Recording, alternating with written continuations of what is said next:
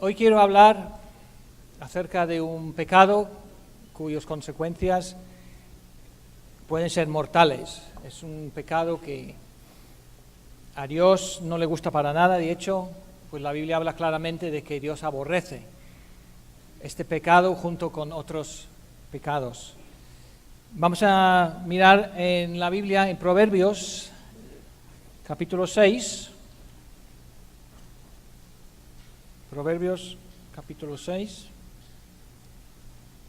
versículos 16 al 19.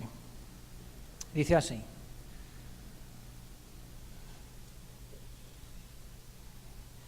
Seis cosas aborrece Yahvé, y aún 7 abomina su alma. O sea, esos pecados son una abominación para Dios.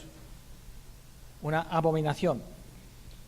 Y los va a nombrar. Dice: los ojos altivos, la lengua mentirosa, las manos derramadoras de sangre inocente, el corazón que maquina pensamientos inicuos, los pies presurosos para correr al mal, el testigo falso que habla mentiras, y por fin, y el que siembra discordia entre hermanos.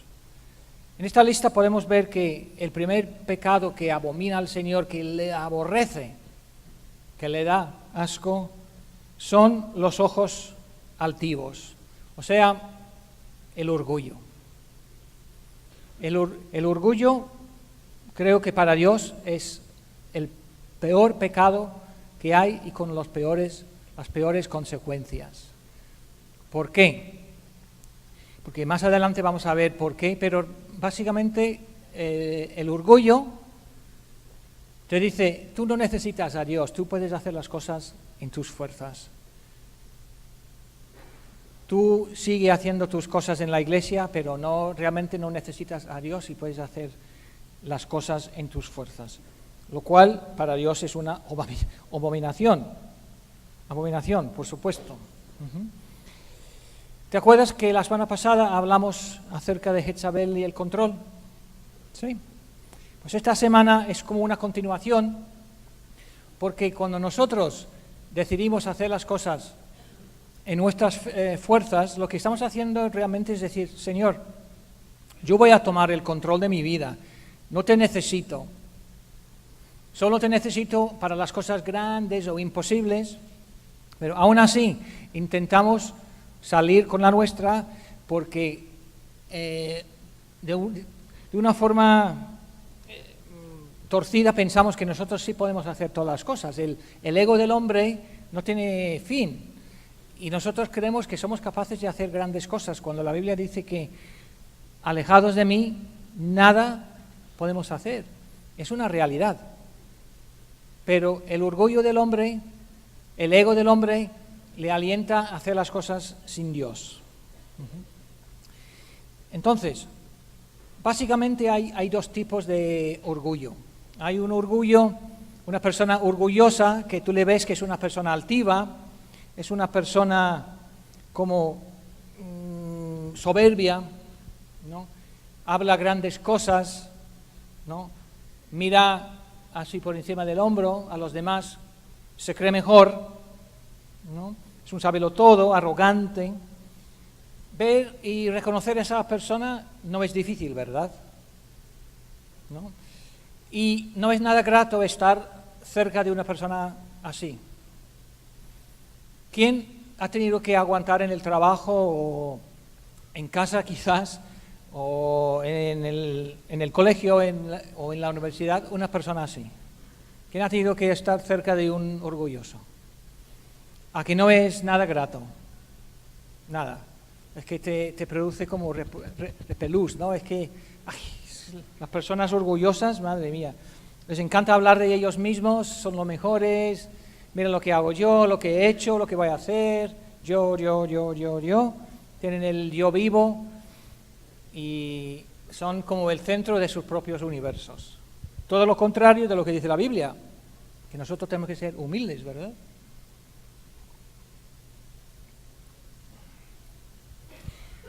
Entonces, es fácil identificar una persona orgullosa, pero ¿es tan fácil identificar el orgullo en uno mismo?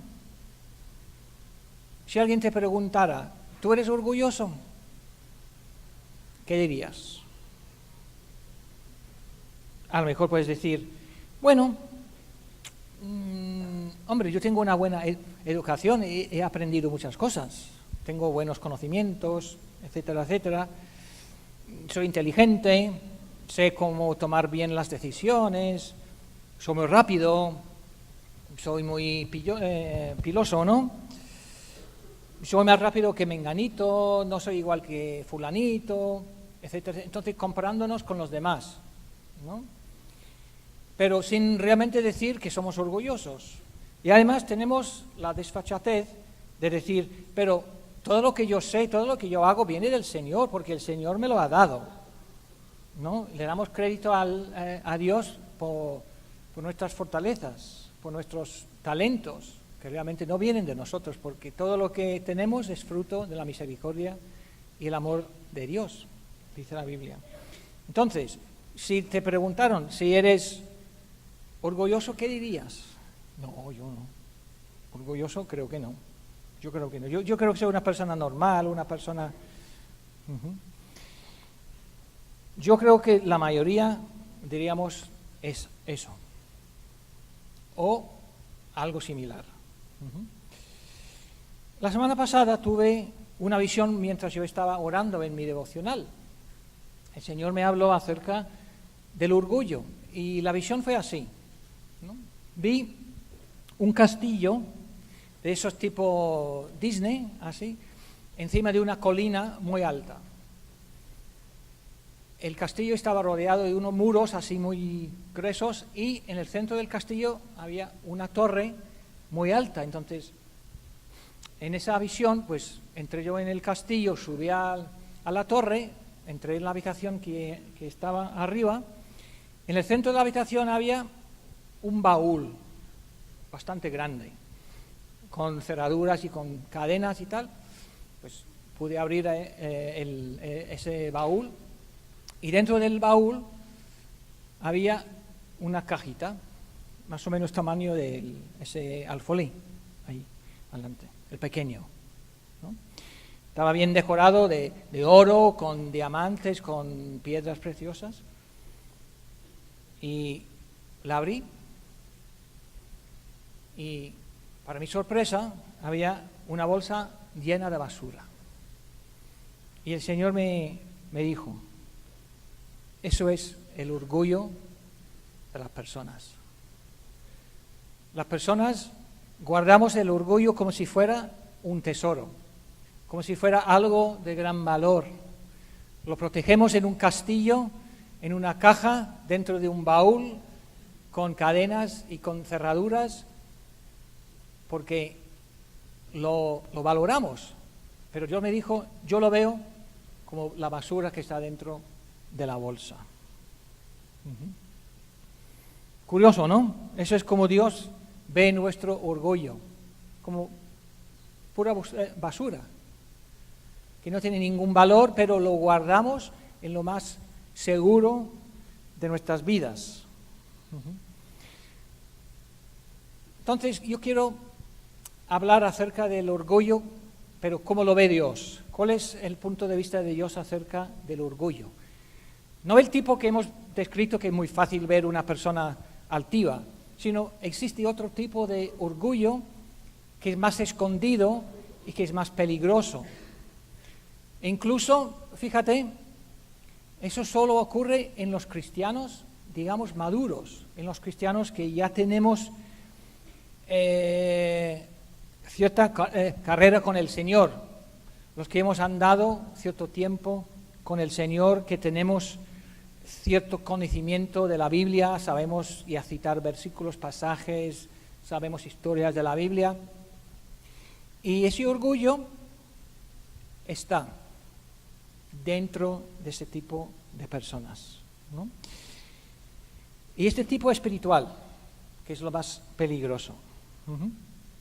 Para entenderme bien, voy a dar otra definición del orgullo, quizás sea nueva para ti, porque lo fue para mí cuando yo escuché la definición, otra definición del orgullo, pues estaba sorprendido. El orgullo es simplemente independencia de Dios. Y, por lo contrario, la humildad es la dependencia total de Dios en nuestras vidas. Dependencia total de Dios o independencia. Hoy quiero explicar un poco, quiero mostrar un ejemplo en la Biblia de una persona que tuvo ese tipo de orgullo y otra persona que no, una persona que sí dependía de Dios. ¿No? Pero, en primer lugar, quiero decir que el orgullo se apura, se apresura en tomar el control de la situación, del problema que nosotros tenemos, de las decisiones que queremos hacer, en vez de esperar la respuesta y la solución en el tiempo de Dios. Una de las tentaciones más grandes que tenemos los cristianos es querer adelantarle a Dios en sus respuestas. No sabemos esperar, no tenemos paciencia. Y paciencia es uno de los frutos del Espíritu Santo. Pero nos cuesta esperar cuando alrededor de nosotros todo se cae, todo se viene abajo. Y Dios dice, espera, yo voy a llegar. Y vemos que no, y nos cuesta mucho. ¿Te suena a ti esta situación? A ver, ¿tú has pasado alguna vez esta situación para ilustrar lo que nos pasa a nosotros, ¿no? Imagínate que Dios te da una promesa, ¿no? O una palabra. Estás en un apuro y Dios te dice, yo voy a darte la solución, ¿no? Yo te voy a dar unas instrucciones y con el paso del tiempo tú vas a ver unos resultados. Entonces, ¿qué haces? ¿Cuál es tu reacción a esa promesa o esa palabra de Dios? ¿Tú esperas pacientemente, esperando que Dios va a responder, que Dios te va a dar la respuesta? ¿O,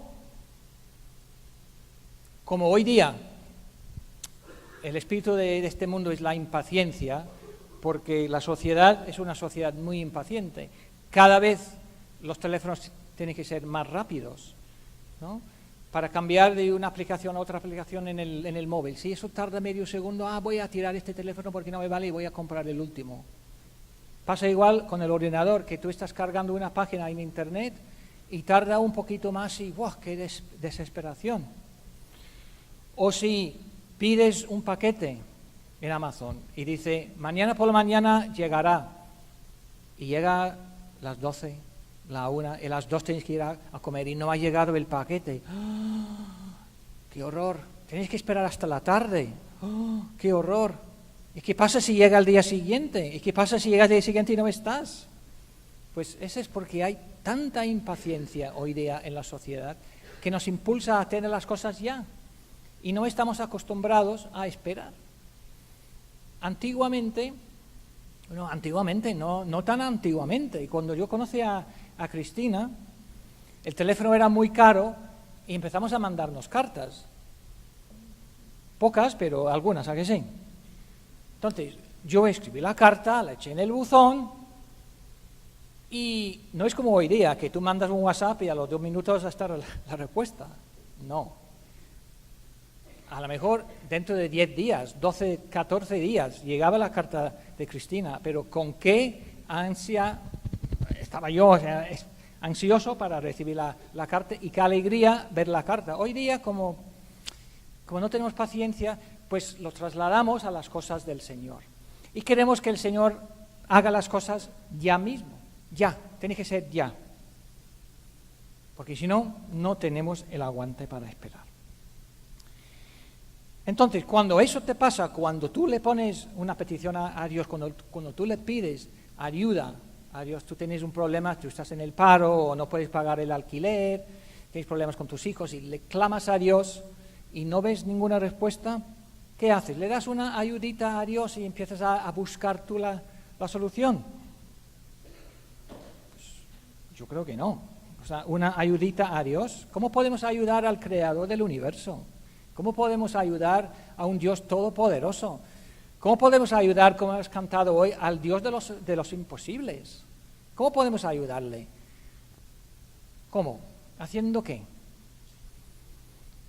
Entonces, hoy vamos a ver el ejemplo de Saúl, el primer rey de Israel, y lo que le pasó a él, ¿no? Él también sufrió de la misma impaciencia que a veces nos pasa a nosotros, ¿no? Vamos a mirar en 1 de Samuel, capítulo 10. La historia es, Saúl fue nombrado el primer rey de Israel, lo cual en sí era una cosa mala, porque Dios siempre quería ser el rey de Israel. La idea de Dios siempre ha sido tener una teocracia, en que Él es el rey y Él reparte justicia y bendiciones a su gente. Pero el pueblo de Israel se rebeló contra Dios y ellos quisieron tener un rey como los otros pueblos. En la Biblia dice, mira, queremos un rey como los otros pueblos. Querían ser como los demás. Eso también a veces nos pasa a nosotros. Vemos lo que hay fuera, la gente tiene mejores coches, mejor ropa, mejores televisiones y queremos ser igual que ellos. Entonces, Saúl empieza siendo el primer rey, pero realmente no era el plan A de Dios, era más bien el plan B. Está Saúl, viene Samuel, el profeta, y le unge con aceite y dice, tú vas a ser rey de Israel. Si tú obedeces todo lo que te manda Yahvé, Dios va a establecer tu reinado y tu dinastía en Israel. Tú vas a tener hijos en el trono para muchas generaciones. Qué guay, ¿no? Qué promesa tan guay, que Dios te va a establecer como un rey y como una dinastía de reyes. Y dice, mira, Saúl, he escuchado, porque Samuel daba vueltas por Israel, tenía un circuito en donde él iba y profetizaba y ayudaba a las personas. Me han llegado a mí las noticias de que los filisteos están preparando para tener una guerra contra Israel. Y tú eres el rey. Entonces, como rey, tú eres el capitán general del ejército de Israel. Entonces, tienes que hacer esto. Dios me ha dicho que te diga lo siguiente. Vete a un sitio que se llama Gilgal. Espérame 7 días. Y a los 7 días yo iré ahí y te diré exactamente lo que tienes que hacer. ¿Qué estrategia tienes que usar para vencer a los filisteos? Parece una idea genial, ¿no? Porque en aquel entonces, dice la Biblia, que los israelitas no tenían espadas ni armas de guerra, porque todavía no habían dominado el uso del hierro. Eran los filisteos que dominaban el mercado del hierro. Dice que los israelitas tenían que bajar a Filistea, a Gaza, para sacar filo a sus implementos de la granja. Solo tenían cuchillos, cosas para cortar el trigo, esos que son así, ¿no? Como son las hoces, ¿no? Las hoces y cosas así. No tenían ni armas. Entonces, imagínate que viene una guerra y tú no tienes armas. Pero Dios, Samuel le dice al rey, no pasa nada, Dios me ha dicho cómo vais a ganar a los filisteos, vete y espérame 7 días. Entonces, pasa eso, Saúl baja a Gilgal y se pone a esperar. Voy a hacer aquí un inciso porque Gilgal fue el primer sitio. Al cruzar el río Jordán para entrar en la tierra prometida, Israel llegó a un sitio que se llama Gilgal. Y Dios les dijo, os voy a dejar pasar en seco el río Jordán, vais a hacer un campamento y después vais a atacar a Jericó. Pero el campamento base va a ser Gilgal. Y lo que vais a hacer, vais a coger del cauce del río Jordán seco, vais a coger 12 piedras y vais a hacer como un monumento, como un altar. que es algo así, en medio del desierto. Entonces, para el pueblo de Israel, Gilgal era un lugar de memoria. Porque dice la Biblia que cuando los hijos de los israelíes, de los judíos, iban a preguntar a sus padres, ¿para qué son esas 12 piedras? Los padres iban a responder a sus hijos, Dios nos salvó de la mano de Faraón, abrió el mar Rojo y nosotros pudimos pasar en seco. Y además, aquí mismo, al lado del río Jordán, Dios abrió el río Jordán para que nosotros pudiéramos pasar en seco. Por tanto, Gilgal tenía un significado muy importante, era el significado de que Dios libró milagrosamente el pueblo de Israel. Entonces, Samuel manda a Saúl a estar 7 días. ¿Qué dice? ¿Dónde estoy? Vamos a pasar al capítulo 13 de Samuel, de primera de Samuel.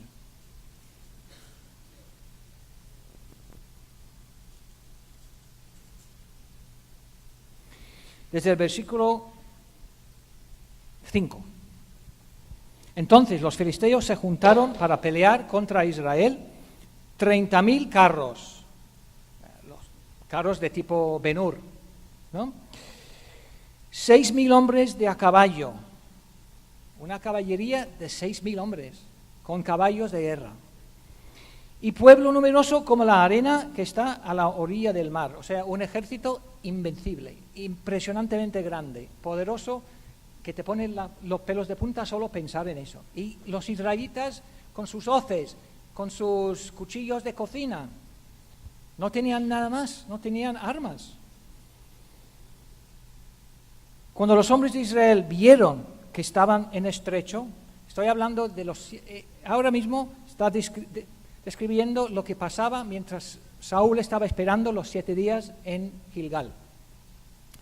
Cuando los hombres de Israel vieron que estaban en estrecho, porque el pueblo estaba en aprieto, verdaderamente, o sea, sin armas y contra un ejército impresionante, los hombres se escondieron en cuevas, en fosos, en peñascos, en rocas y en cisternas. O sea, no eran muy valientes, digamos. Y algunos de los hebreos pasaron el Jordán a la tierra de Gad, o sea, salieron de Israel, a Portugal, como nosotros, a Portugal, a Francia, a tierra de Gad y de Galad. Pero Saúl permanecía aún en Gilgal y todo el pueblo iba tras él temblando. Y él esperó 7 días. Qué bien, ¿no? Qué rey más obediente.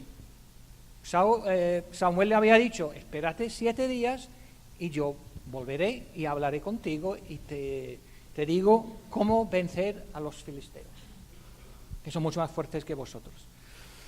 Y él esperó 7 días conforme al plazo que Samuel había dicho. Pero, qué palabra más fuerte, pero Samuel no venía a Gilgal y el pueblo se le desertaba. ¿Obedeció Saúl o no? ¿Esperó 7 días? Esperó 7 días. Al 7º día, pues, a ver, hoy es el día, hoy es mi gran día. Va a venir Samuel y asunto arreglado. Pero a su alrededor los hombres se le desertaban, se iban por ahí, se escondían, se salían del país y todo, y se quedaba con pocos. O sea, de los pocos que tenían, pues ahora tenía menos todavía. Sin embargo, se queda 7 días esperando. Entonces dijo Saúl, traed holocausto y ofrendas de paz. Y ofreció el holocausto. Y cuando él acababa de ofrecer el holocausto, he aquí Samuel que venía. Y Saúl salió a recibirle, para saludarle. Así todo orgulloso, ya ha hecho el holocausto, ya ha hecho la ofrenda de paz, asunto arreglado. Entonces Samuel le dijo, oye, ¿qué has hecho? Y Saúl respondió, porque vi que el pueblo se me desertaba y que tú no venías dentro del plazo señalado y que los filisteos estaban reunidos en Micmas. Me dije a mí mismo, Ahora descenderán los filisteos contra mí a Gilgal, y yo no he implorado el favor de Yahvé. Me esforcé, pues, y ofrecí holocausto. Vamos a ver ese mismo versículo en la Nueva Traducción Viviente. El versículo 12.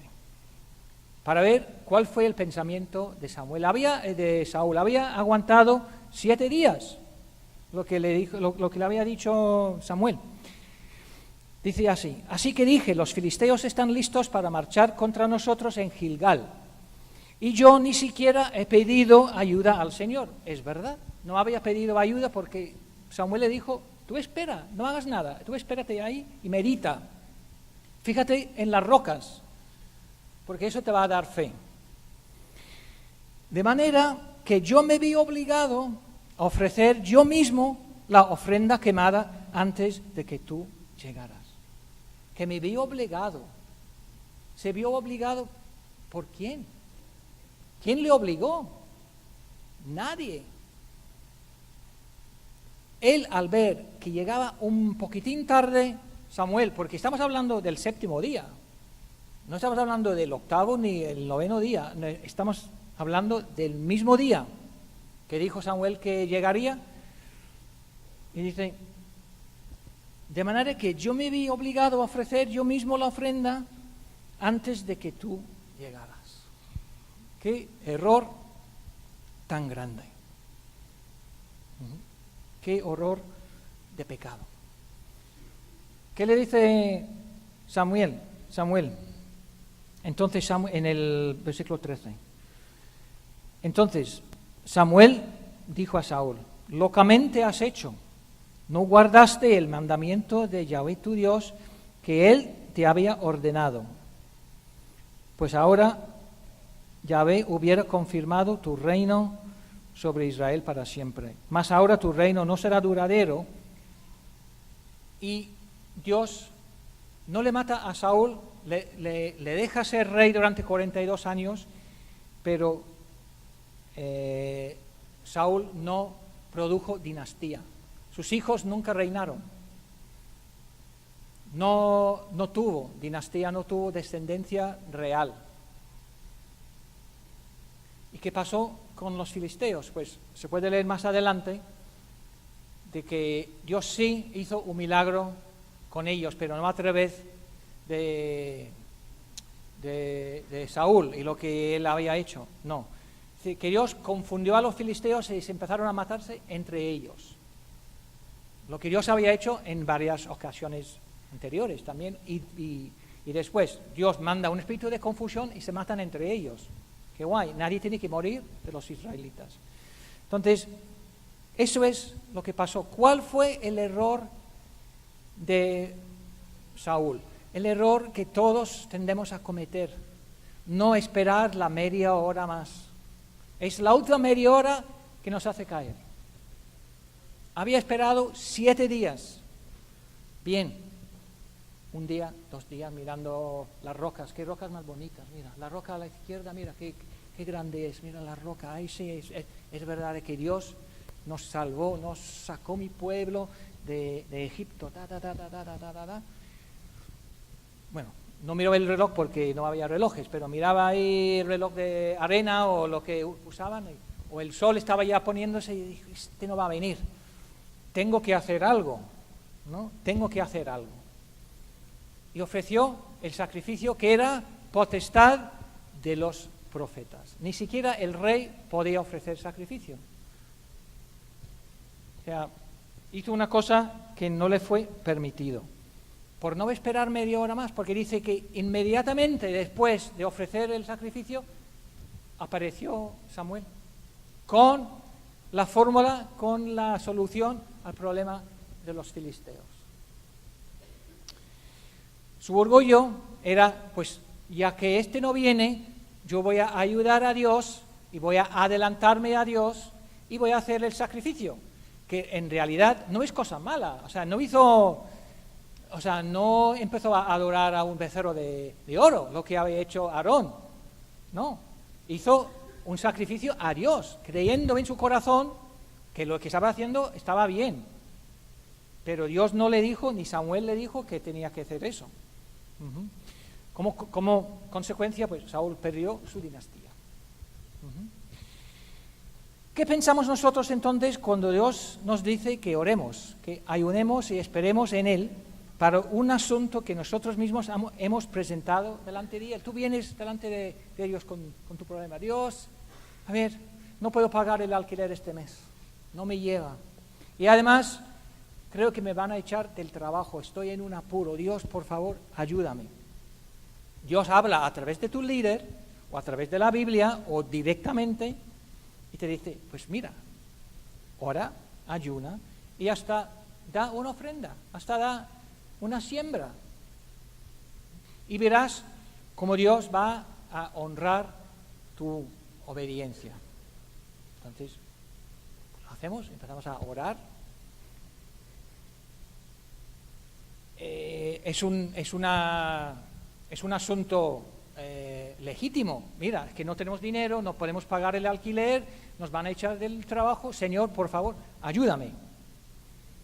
Lo que hacemos a veces es oramos, sembramos, citamos la Biblia, empezamos a decirle a Dios lo que hay en la Biblia, que no está mal, ¿no? Nos ponemos de acuerdo con otros para que haya dos o tres, donde hay dos o tres que se ponen de acuerdo, pues Dios oye y tal.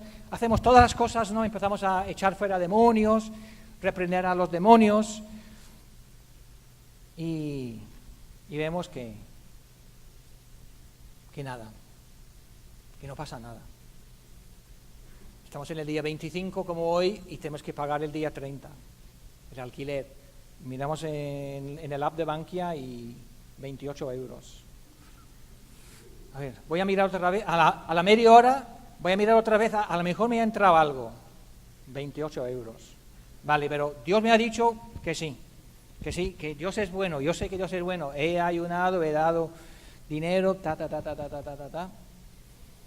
Llegas el día 27, 26 euros. Ah, sí, he gastado 2 en ahora más, 26. Llega el día 28 y miras, menos 4. Ay, han pasado la luz, es verdad, madre mía, han pasado la factura de la luz. Pero yo voy a aguantar porque Dios me ha dicho que sí, aunque tenga menos 20 en la cuenta, Dios me va a proveer. Llegas el día 29, sigue igual, menos 25 en la cuenta. Tengo que pagarle a mi dueño de la casa. ¿Qué hago? Y acabo de recibir las noticias que sí me han echado. Me van a echar dentro de 15 días. Ay, pero yo creo en el Señor, yo confío. Pero espérate. Sí, es verdad. Es que mi hermano me dijo que él tenía dinero. Voy a hablar con él. Y llamas a tu hermano. Oye, Pepe, ¿me puedes dejar 600 euros para pagar el alquiler? Sí, hombre, claro que sí, tú eres mi hermano y tal. Toma, 600 euros. Tú pagas el alquiler, te salvas, te echan, no mueres, pero ¿has hecho lo que Dios te mandó a hacer? No. Tú has buscado por tu propia fuerza. Uno puede justificarse y decir, no, pero eso ha sido la manera en que Dios ha provisto. Mi hermano que es muy... No. Es la última media hora lo que nos fastidia, lo que más nos cuesta esperar. Es ese tiempo en que Saúl dice, ¿qué hago? Pues mira, voy a hacer lo que le toca a un profeta hacer. Yo soy el rey, soy el que manda aquí, yo puedo ofrecer un sacrificio a Dios y no pasa nada, pero Samuel, de un rango infinitamente menor, era un profeta, no el rey, le reprendió y le recordó las promesas de Dios. Tenemos que entender que Dios hace las cosas en su tiempo, a su manera, a través de quien sea, porque Dios es omnipotente y nosotros, por desgracia, somos impotentes. Dios es un Dios de lo imposible. Nosotros podemos apenas hacer algunas cositas. Comparado al Dios del universo, no somos nada. ¿Quiénes somos nosotros para echar una mano a Dios, a adelantarnos a Dios, lo que Dios ha dicho que iba a hacer? Hay un salmo, el Salmo 37, versículos 7 y 8, que me encanta. Esos versículos me encantan.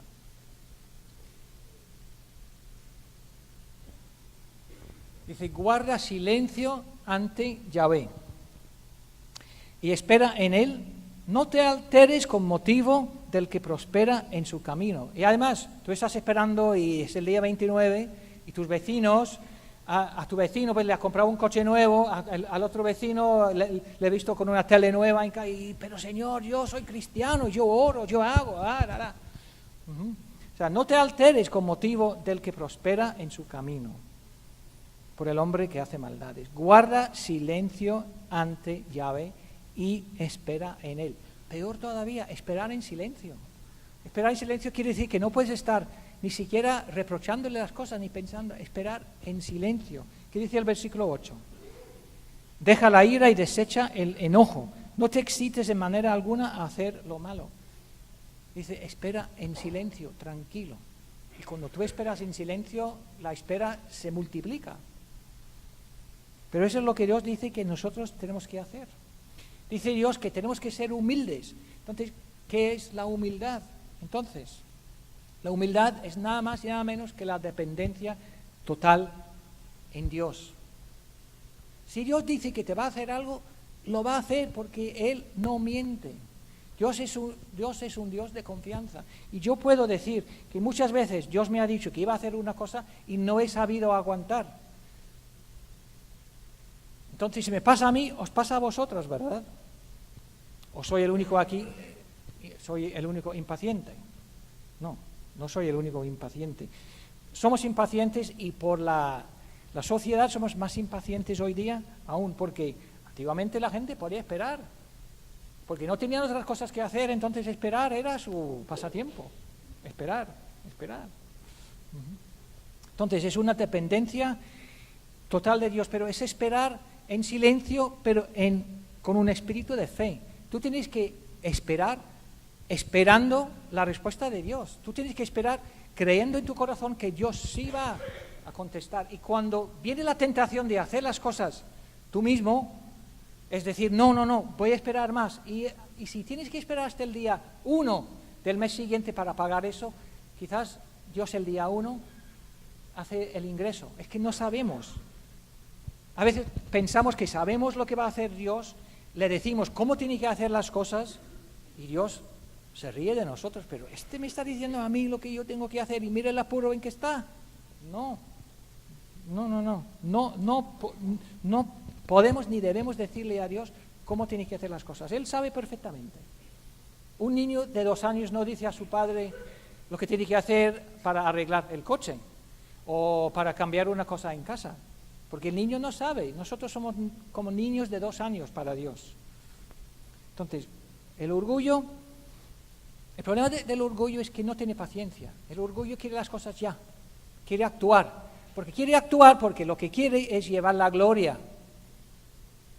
Si tú has conseguido los 600 euros, tú en el fondo dices, mira, he sido yo, me he acordado de mi hermano. O haces una vuelta y hablas con un amigo, o haces unas cositas y reúnes el dinero, pero eso no era el plan de Dios. El plan de Dios era esperar en Él y que Él te iba a dar el alquiler de la casa. Entonces, no podemos ser como Saúl, tenemos que ser como David. ¿Cómo hizo David en la misma situación que Saúl? David estuvo varias veces en la misma situación. Venían los filisteos a atacar a Israel, siendo David el rey. Pero como David era un hombre conforme al corazón de Dios, él actuó de forma diferente. Primero de Samuel 23, del 1 al 5. Dieron aviso a David diciendo, he aquí que los filisteos, qué pesados, combaten a Keila y roban las eras. Y David, ¿qué hizo? Consultó a Yahvé, diciendo, iré a atacar a estos filisteos. Y Yahvé respondió a David, ve, ataca a los filisteos y libra a Keila. ¿Cuál es el siguiente versículo? Pero los que estaban con David, y ojo, a veces los que están contigo te van a desviar del camino, le dijeron, he aquí que nosotros aquí en Judá estamos con miedo cuánto más si fuéramos a Keila contra el ejército de los filisteos. O sea, estaban metiéndole miedo a David. Siguiente. Entonces David volvió a consultar a Yahvé. Volvió a consultar. No pasa nada, tú puedes consultarle a Dios las veces que necesites. No es falta de fe consultarle a Dios. No es decir, si yo consulto a Dios, mi fe, no. Tu fe se muestra consultándole a Dios, no lo contrario. Y Yahvé le respondió y dijo, levántate, desciende a Keila, pues yo, Dios, yo entregaré en tus manos a los filisteos. 5.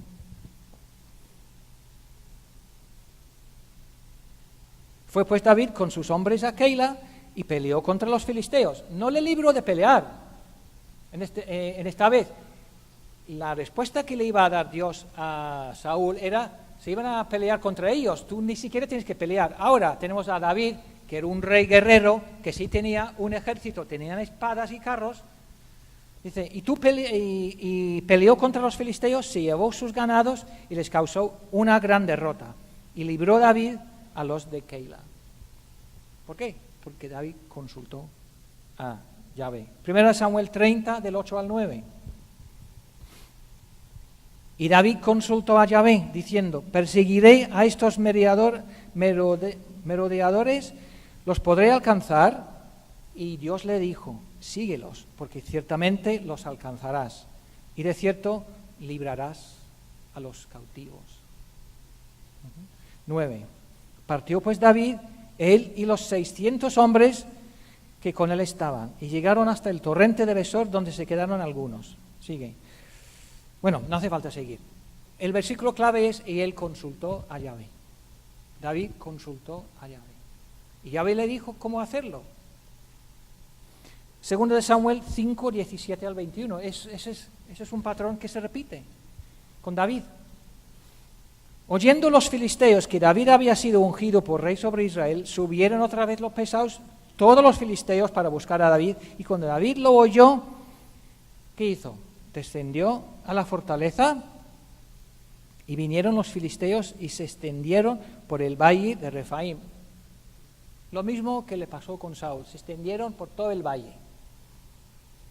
Entonces, lo mismo, consultó David a Yahvé diciendo, iré contra los filisteos, los entregarás en mi mano.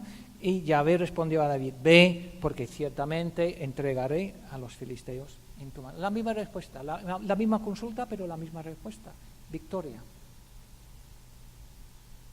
Saúl, antes de ofrecer el holocausto, no le consultó a Dios. Esperó, pero no esperó lo suficiente y no consultó a Dios. David aprendió la costumbre de pedirle consejo a Dios, que es una buena costumbre, y luego esperar pacientemente delante de Dios para recibir dirección y consejo. A veces Dios le hacía esperar mucho, porque podemos leer en los salmos, especialmente en los salmos que hacen referencia a cuando estaba huido de este Saúl, porque Saúl le quería matar, tenía mucha envidia de él y le quería matar. Entonces David a veces tenía que esconderse en cuevas, en grutas, en sitios así, en los peñascos, al igual que los israelitas antes, porque Saúl le quería matar.